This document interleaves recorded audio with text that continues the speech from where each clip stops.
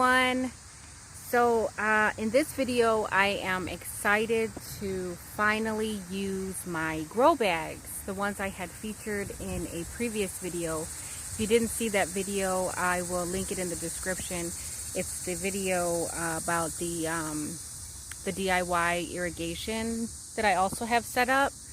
But I am excited because I bought them with the idea of using them for the fall, and they have exceeded my expectations as far as capacity.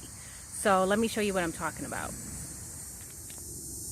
So here is the grow bag, okay, and then I will show you guys what it looks like in the package. This grow bag has fit 2 of these buckets full of dirt, compost rather, in here, and I still have space, if you see, about 2 inches of space for more dirt. This is, I want to say about 5 gallons. No, it could be about 4 or 5 gallons. I think that stands for 20 liters, but I'm not sure.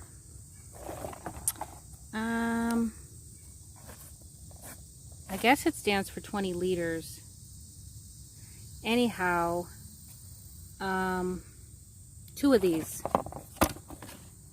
it has fit inside one of these little grow bags, okay? And like I said before, I showed them to you guys before, there's drainage holes already in the bottom. The material is kind of like a burlap with like a barrier on the inside, but the outside feels like a burlap. It is, I'm excited. I'm really excited to grow in these bags. I'm probably going to do like my collard greens and kale and the things like that that you need big pots for. I'm probably going to try to do those in here. And I did start those seeds yesterday. I didn't film it because I just did it in little trays. But I did start my kale, my collards. I started some kohlrabi, some more Swiss chard, and let's just take a look. So here's my tray. I have it on a chair underneath a table on the patio. So I got the all-top turnips, Swiss chard, collards, kohlrabi, and then some more spinach. My kale is actually inside. I have 2 things of kale. There's about 4 or 5 seeds in each one of those. Mustard seeds have all been started in these. These are collards that I had already started, and these 2 are cauliflower. I will probably move these inside now that they have germinated, just to keep them cool for this week. So yeah, I'm really excited to be able to use those grow bags. And I have a link in the description if you guys would like to purchase them. I have them on my eBay, so if you guys want them, I can ship them out for you guys. But yeah, it holds quite a bit of dirt, and I did not expect that. So with that being said, I am going to make another trip to the compost site, and I am going to get another load of compost. Plus, you know, I am always on the lookout for free materials, supplies, different things I can use in the garden. And I came across this. Look at this. This arch. It's like I guess it's like a cattle panel, but it's a really small, like narrow, you know, like just a strip. So it's not a whole panel, it's just like a strip. And I am going to use that to put my shade cloth up.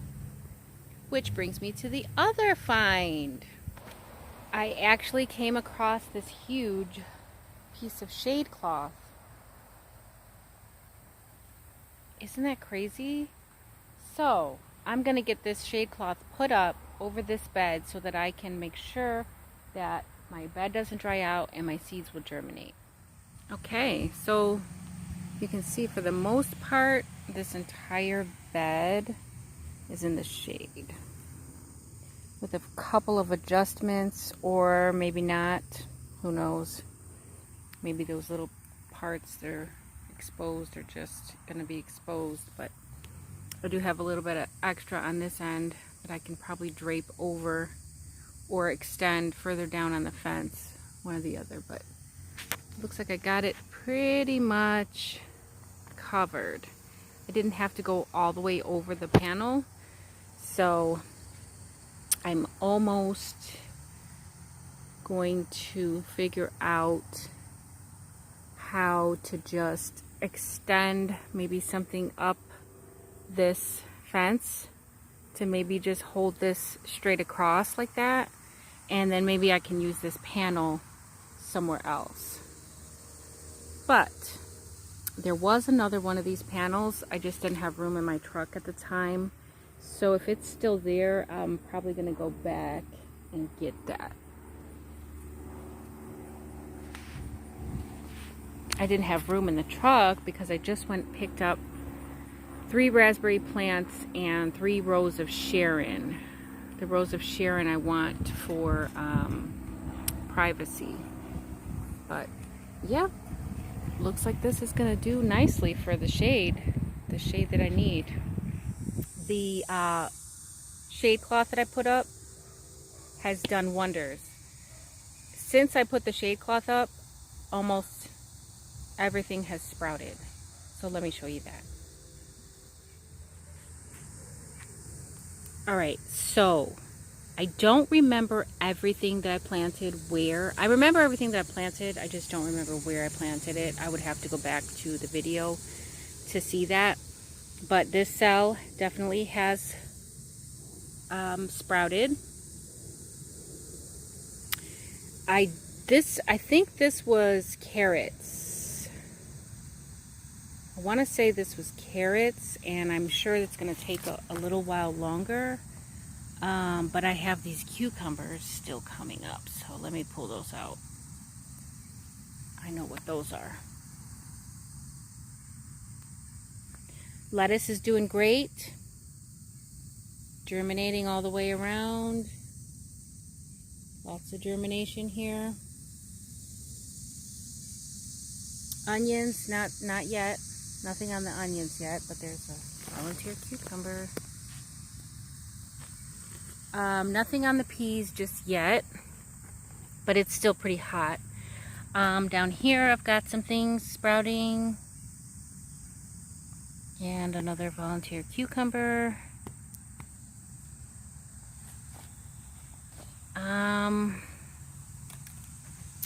Let's see, I think this is spinach.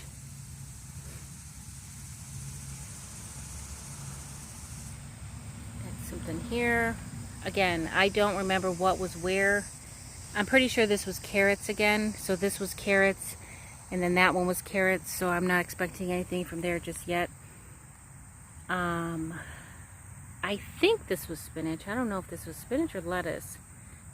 I know I did spinach here. That's the Malabar. And the Lady Phacelia has all started sprouting. Look at that.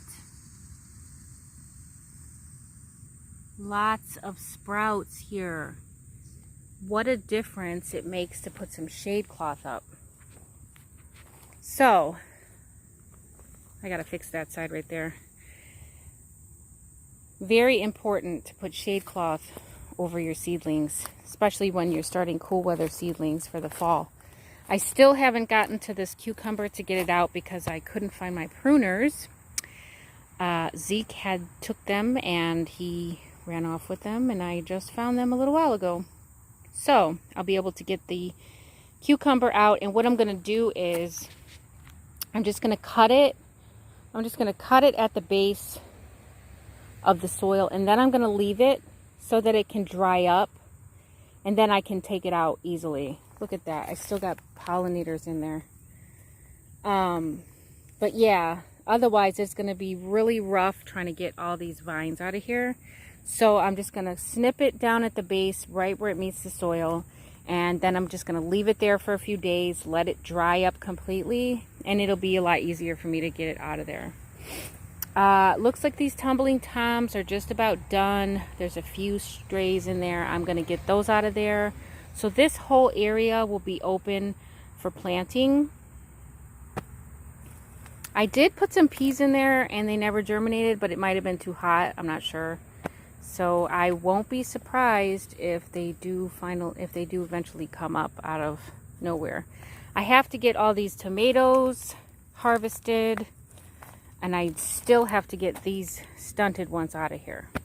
So I still got a lot to do. But yeah, things are going good so far. Cucumbers here. I did want to get some more shade put up here for these plants that I got in here, the Swiss chard and these cucumbers that are wilting. You see how they're all wilty. They have plenty of water. It's just really hot. So it's been in the 90s all week. So what I decided to do with this is I just cut off a strip of weed fabric, and covered it. And then those are some really lightweight boards. They don't touch the soil. They are kind of like resting on like the two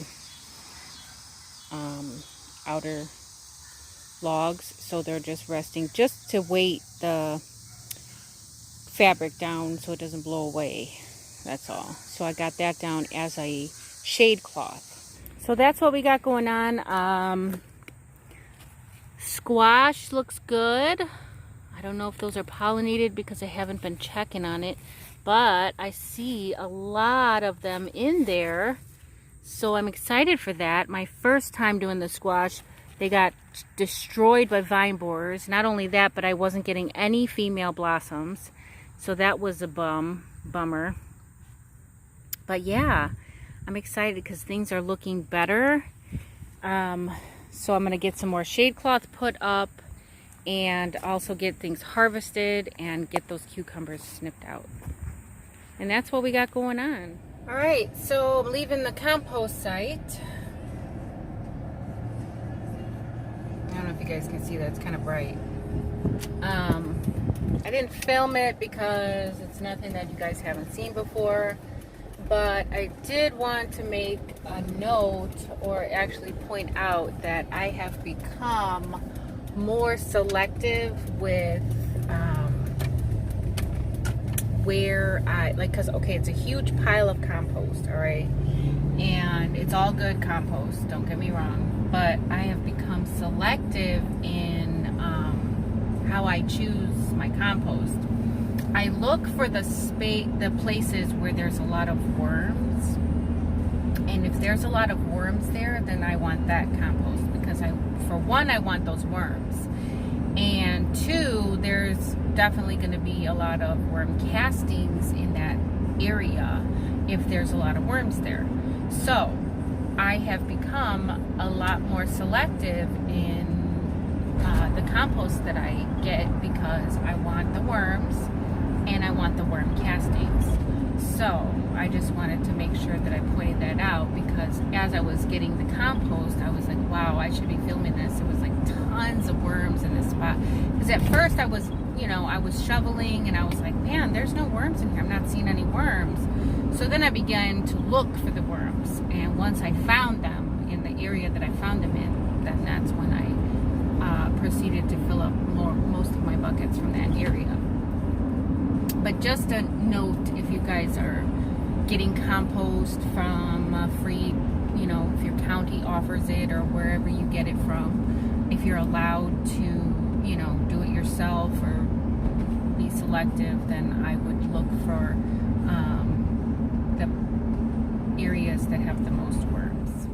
So I hope you guys enjoyed the video. I hope you guys like and subscribe. And if you haven't subscribed already, please subscribe. Comment below, let me know what you're growing, what you're doing to change your garden from summer to fall. Is there anything that you're growing for the first time this year? let me know in the comment section below. I am growing a lot of things for the first time this year.